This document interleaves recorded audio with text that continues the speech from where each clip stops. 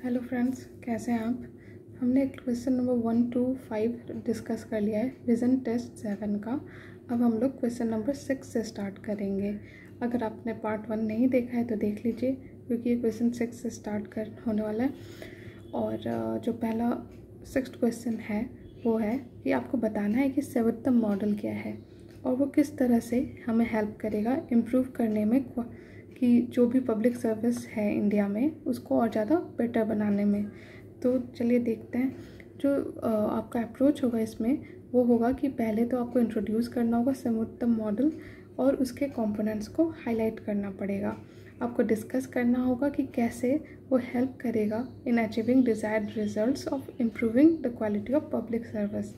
और साथ में आपको मेजर्स बताने पड़ेंगे ऐसे जो कि और ज़्यादा इफ़ेक्टिव बना सके हमारे पब्लिक सर्विस के सर्वोत्तम मॉडल को। तो चलिए स्टार्ट करते हैं। तो सर्वोत्तम मॉडल जो है ये सजेस्ट किया गया था 2nd ARC रिपोर्ट में। इसका जो ARC का जो 12th रिपोर्ट था उसका टाइटल था सिटीजन सेंट्रिक एडमिनिस्ट्रेशन, और उसमें बात हुई थी कि कैसे असेसमेंट इम्प्रूवमेंट फ्रेमवर्क के बारे में। और जो 3 मेन कंपोनेंट्स इसमें कहा गया वो था, पहला कि effective charter implementation by opening up channel for receiving citizen input, यानी कि इनपुट लेके सिटीजन्स का। दूसरा कि पब्लिक ग्रीवेंस रिड्रेसल, और तीसरा एक्सेलेंस इन सर्विस डिलीवरी। इस मॉडल ने हेल्प किया इम्प्रूव करने में क्वालिटी ऑफ पब्लिक सर्विस। कैसे? तो पहला कि जो क्लाइंट्स हैं उनको आइडेंटिफाई करने में, दूसरा परफॉर्मेंस मॉनिटर करने में, तीसरा कि इंडिपेंडेंट और कंटिन्यूस इम्प्रूवमेंट का मैकेनिज़्म बन के, चौथा कि एक तरह से ये एक सस्टेनेबल सिस्टमेटिक इनिशिएटिव था जो कि गाइड कर रहा था कि कैसे हमें इम्प्रूव करना चाहिए सर्विस डिलीवरी में। पांचवा कि ये ऑथेंटिक सेल्फ असेसमेंट, मतलब जो भी गैप था उसको समझ के फिर सेल्फ एनालिसिस कर रहा था। छठा कि ये प्रैक्टिकल सॉल्यूशन भी इसमें इन्वॉल्व थे। सातवां इसमें एक सर्टिफाइंग स्कीम्स था BIS द्वारा। और लास्टली हम बताएंगे कैसे इसमें ग्रीवेंस रिड्रेसल मैकेनिज्म था। तो इस तरह करके आपका 8 मेन पॉइंट्स होगा। तो पहला पॉइंट हुआ कि भाई ये जो मॉडल है ये आपको हेल्प कर रहा है आइडेंटिफाई करने का कि क्लाइंट्स क्या हैं और क्या क्या सर्विसेज हैं।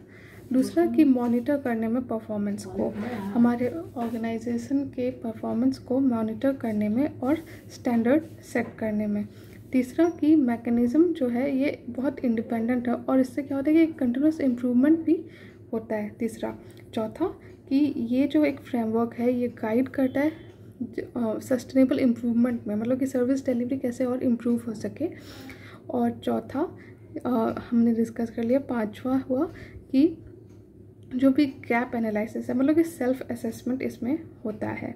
सातवां कि इसमें एक प्रैक्टिकल सॉल्यूशन भी इन्वॉल्व है। आठवां कि BIS मॉडल या फिर अवार्ड देना सर्वोत्तम सिंबल को ऑफ एक्सेलेंस को, मतलब अवार्ड और साथ में BIS, इससे क्या हुआ कि ये जो मॉडल था और ज़्यादा बेटर हो गया। फिर लास्टली जो है कि इसमें क्रेडिबल रिड्रेसल मैकेनिज़्म भी है, जो कि हो गया आपका CP ग्राम्स। CP ग्राम्स में एक ऑनलाइन पोर्टल भी सेटअप हुआ था 2007 में, ताकि और अच्छे से ग्रीवेंस रिड्रेसल हो सके। तो इस तरह से आपने बताया कि सर्वोत्तम मॉडल क्या है और उसमें क्या क्या इन्वॉल्व है। फिर कंक्लूजन में आप लिखोगे कि किस तरह सर्वोत्तम मॉडल और साथ में सिटीजन चार्टर, इन सब से क्या होता है कि एक ज़्यादा अच्छे से पब्लिक ग्रीवेंसेस एड्रेस हो पाता है। लेकिन तभी अभी भी इसमें इम्प्रूवमेंट जरूरी है और ज़रूरत है वाइडर कंसल्टेशन की। इस तरह करके आप ये आंसर कंप्लीट